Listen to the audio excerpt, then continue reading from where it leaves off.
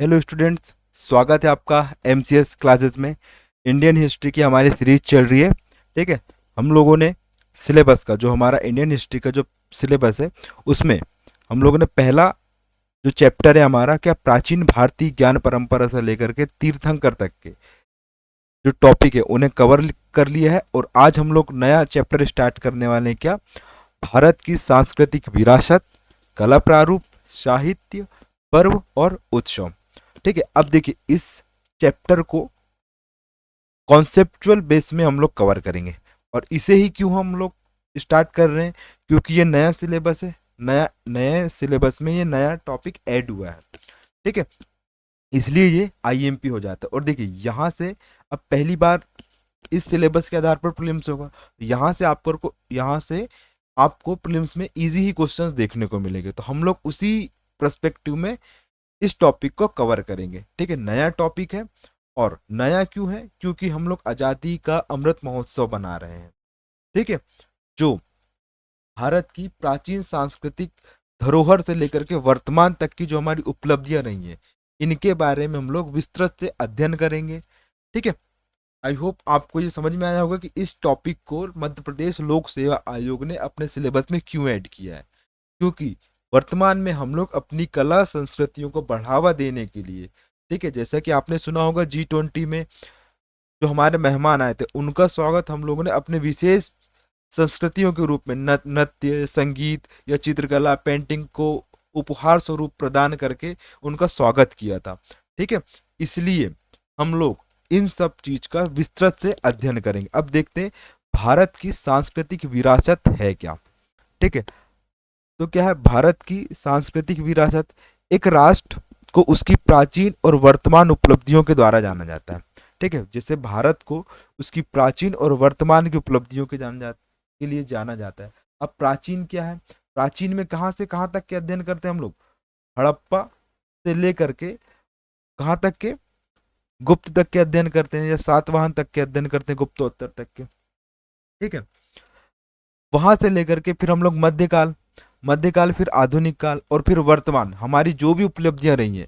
जैसे हम बोले कि हड़प्पा सभ्यता की सबसे प्रमुख उपलब्धि क्या थी, तो वैज्ञानिक आधार पर नगरों का निर्माण या फिर नगरीकरण इसकी प्रमुख विशेषता थी। ठीक है, उसी प्रकार वैदिक काल की क्या विशेषता थी, हमें इसमें साहित्यों का क्या हुआ, साहित्यों की सृजन हुआ और उसी से ही हमारे वैदिक संस्कृति या फिर वैदिक सनातनी संस्कृति का ज्ञान हमें प्राप्त होता है।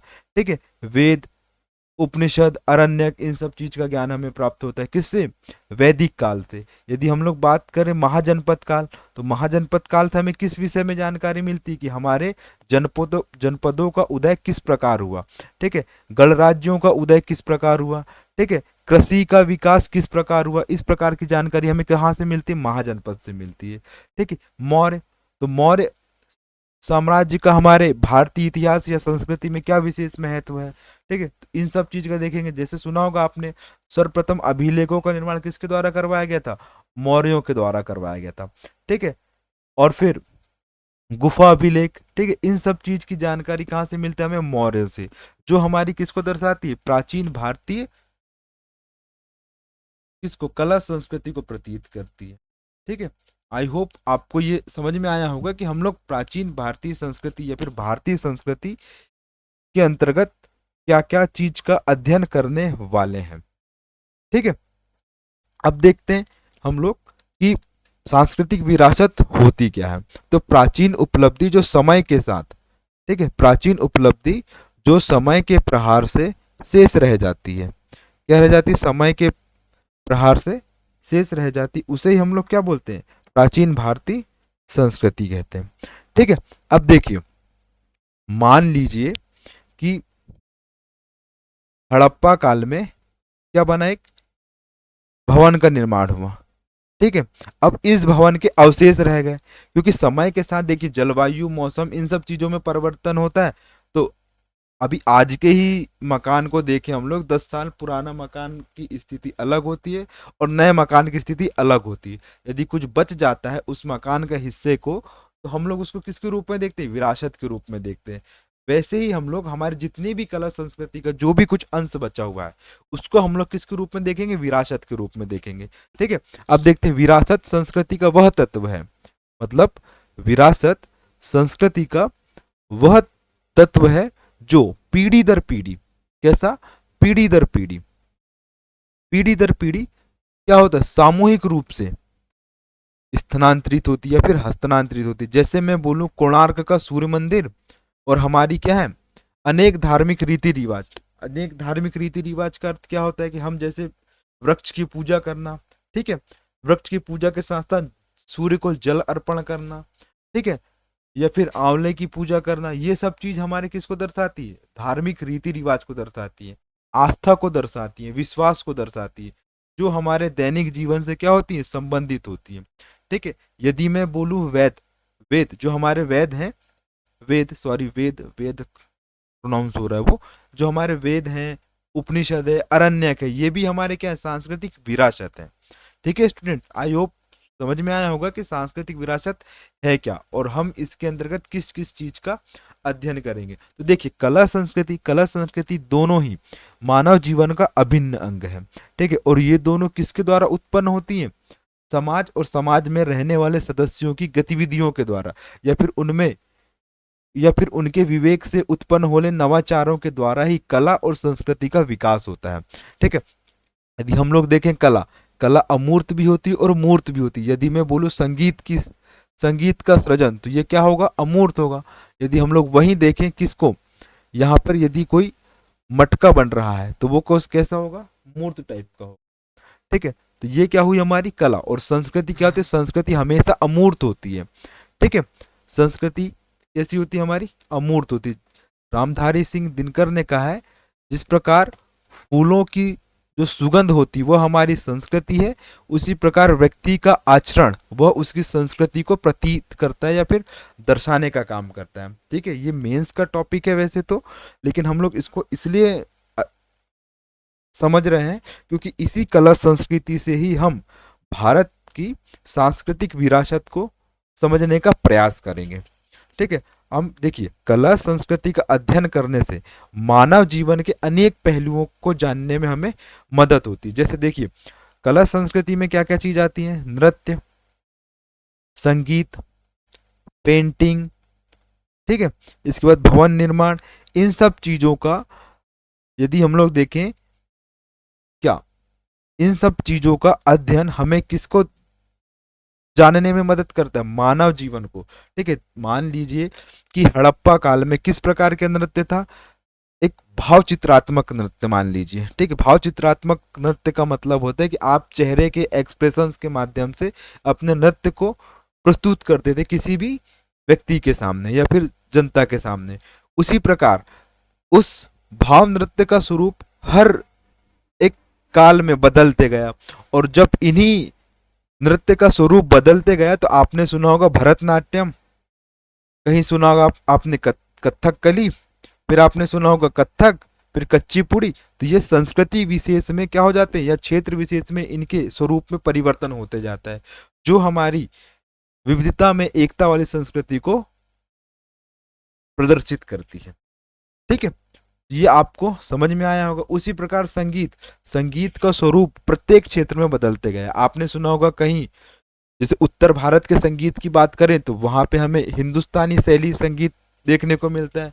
यदि हम लोग दक्षिण भारत में देखें तो कर्नाटक प्रकार की संगीत शैली देखने को मिलती है। अब जैसी उत्तर भारत में हम लोग देखते हैं तो ध्रुपद, ख्याल, इन सब टाइप के हमको क्या मिलते हैं, संगीत देखने को मिलते हैं। वहीं दक्षिण भारत में आपने सुना होगा पल्लवी का, अनुपल्लवी का, इस टाइप के संगीत हमको सुनने में आते हैं। ठीक है, ये हो गई क्या हमारी संगीत के बाद पेंटिंग, प्रत्येक काल में अलग अलग प्रकार की पेंटिंग बनी है। ठीक है, जैसे सबसे फेमस पेंटिंग आपने सुनी होगी गुप्त काल की जो पेंटिंग थी क्रेस कोर्स चित्रकला, मैं आपको विस्तृत से बताऊंगा इसमें। तो ये किसको दर्शाती है, ये मानव के उस टाइम के नवाचार को दर्शाती है कि उसके मन में किस प्रकार के विचार आए और उन विचारों को उसने कला के रूप में कैसे विकास किया। ठीक है, तो यही हमारी क्या है, विरासत है। ठीक है, आई होप आपको ये समझ में आया होगा कि हमारी भारतीय सांस्कृतिक विरासत है क्या और इसके अंतर्गत हम लोग किस किस का अध्ययन करेंगे। अब देखते हैं हम लोग इसके अंतर्गत किस किस का अध्ययन करेंगे, देखते हैं। आइए, साहित्य, साहित्य का विस्तृत से अध्ययन करेंगे हम लोग, ठीक है। साहित्य, अब देखेंगे हम लोग कौन कौन से साहित्य होते हैं। सबसे पहले तो हड़प्पा में तो हमको कोई साहित्य मिला नहीं है, तो हम लोग वैदिक काल के साहित्य देखेंगे। फिर वेदोत्तर काल के साहित्य देखेंगे। इसके पश्चात महाजनपद काल के साहित्य देखेंगे। फिर मौर्य काल के साहित्य देखेंगे। गुप्त काल के साहित्य देखेंगे। फिर गुप्तोत्तर काल में कौन कौन से साहित्यों का सृजन हुआ, इन सब चीजों को देखेंगे। यदि हम लोग देखें, गुप्त काल को साहित्य सृजन का स्वर्ण काल कहा जाता है, या साहित्य सृजन के कारण ही इसे स्वर्ण काल कहा जाता है। उसी प्रकार नृत्य देखेंगे कि नृत्यों के कौन कौन क्या इतिहास था और कौन कौन से नृत्यों का विकास कब कब हुआ है, ठीक है। जैसे हम लोग शास्त्रीय नृत्य की बात करें तो शास्त्रीय नृत्य की संख्या कितनी है, 6 है, कहीं कहीं 8 भी देखने को मिले। जैसे आपने सुना होगा उड़ीसी नृत्य, मणिपुरी नृत्य, कच्चीपुड़ी, भरतनाट्यम, कथक, ठीक है। इस प्रकार के शास्त्रीय नृत्य हैं, इनका भी हम लोग क्या क्या करेंगे, विस्तृत अध्ययन करेंगे, ठीक है। फिर नृत्य में और आते हैं लोक नृत्य, ठीक है। इसी में फिर आते हैं जनजातीय नृत्य, ठीक है। तो ये इन सब चीज का हमको अध्ययन भारतीय संस्कृति विरासत के रूप में करना है। फिर तीसरा टॉपिक रहेगा हमारा क्या, संगीत। तो संगीत का भी हम लोग क्या देखेंगे कि संगीत होता क्या है, देखते हैं। संगीत और गीत में अंतर क्या होता है। गीत केवल क्या होता है, गायन, कि आप केवल गाना गा रहे हैं, ठीक है। यदि मैं बोलूं कोई भी गाना गाइए आप, तो वो क्या हो जाएगा, आपका गीत हो जाएगा। और वही मैं गायन के साथ क्या कर दूं, वादन और नृत्य कर दूं, नृत्य के साथ वादन और गायन, तो वो क्या कहलाता है, संयुक्त रूप से संगीत कहलाता है, ठीक है। आई होप आपको ये समझ में आया होगा। तो हम लोग संगीत भी पढ़ेंगे विस्तृत से। चित्रकला, कि प्रत्येक काल में अलग अलग प्रकार की चित्रकला है, ठीक है, उसका अध्ययन करेंगे। मूर्ति कला, यहाँ पर भी हड़प्पा काल में कैसी मूर्ति कला थी, किस प्रकार की मूर्तियों का निर्माण होता था, उसी प्रकार मौर्य काल में किस प्रकार की मूर्तियां कला बनी, ठीक है। मूर्तियां कला का विकास हुआ। जैसे आपने सुना होगा 3 प्रकार की मूर्ति कला प्रसिद्ध है। सबसे पहले गांधार मूर्ति कला, अमरावती मूर्ति कला, और इसके पश्चात कौन सी मूर्ति कला, बताइए कौन सी मूर्ति कला, अमरावती, गंधार और मथुरा मूर्ति कला, ठीक है। ये 3 प्रकार की मूर्ति कला फेमस है। लेकिन स्थानीय मूर्ति कला भी फेमस है, जैसे कि राजपूत मूर्ति कला, मराठा मूर्ति कला, ठीक है, क्षेत्र विशेष के भी नाम पर आती है मूर्ति कला। उसी प्रकार स्थापत्य, अब स्थापत्य के अंतर्गत हम लोग किस किस चीज का अध्ययन करेंगे, कि मंदिरों का निर्माण कैसे होता था, भवन का निर्माण कैसे होता था, ठीक है, किस शैली में भवन का निर्माण होता था, मस्जिद निर्माण की क्या क्या शैलियां थी, ठीक है। इन प्रकार की सारी शैलियों का अध्ययन इस टॉपिक में हम लोग करेंगे स्टूडेंट, ठीक है। आई होप ये टॉपिक थोड़ा लेंदी होगा, लेकिन मेरी कोशिश रहेगी कि मैं इसको 7 से 8 लेक्चर में विथ फैक्ट के साथ साथ आपके कॉन्सेप्ट क्लियर करते चलूँ, ताकि आपके प्रीलिम्स में इस बार 85 क्वेश्चंस करेक्ट हो। देखिए इस बार पोस्टें कम है ना, तो आपको कितने क्वेश्चन सही करने पड़ेंगे, 80 से लेके 85 क्वेश्चन सही करने पड़ेंगे। और उसके लिए आपका क्लियर माइंडसेट होना चाहिए कि आपको कहाँ से कितना और कौन से सब्जेक्ट को कितना पढ़ना है, ठीक है। अब हमारे पास केवल प्री के लिए कितने दिन रह गए, 40 से 45 दिन मोटा मोटी मान लीजिए, ठीक है, 40 से 45 दिन। इन 40 से 45 दिन में आप एक सटीक स्ट्रेटजी अपनाइए, ठीक है, ताकि आपकी सारी यूनिट्स कवर हो जाए आराम से, ठीक है।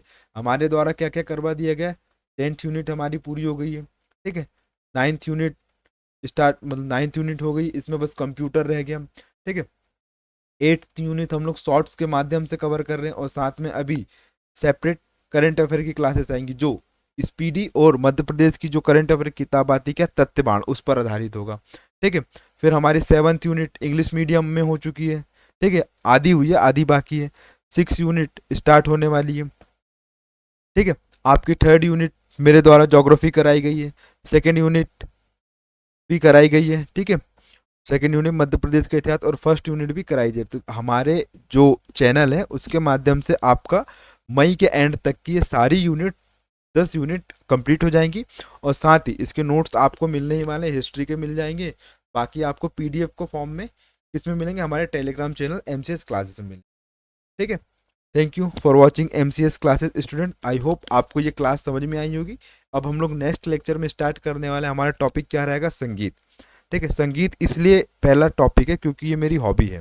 ठीक है, अपने इंटरव्यू में मैं हॉबी में क्या रखा है, संगीत, तो इसलिए मैं इसमें संगीत को पहले लेक्चर से स्टार्ट करूंगा। ठीक है, thank you for watching MCS classes.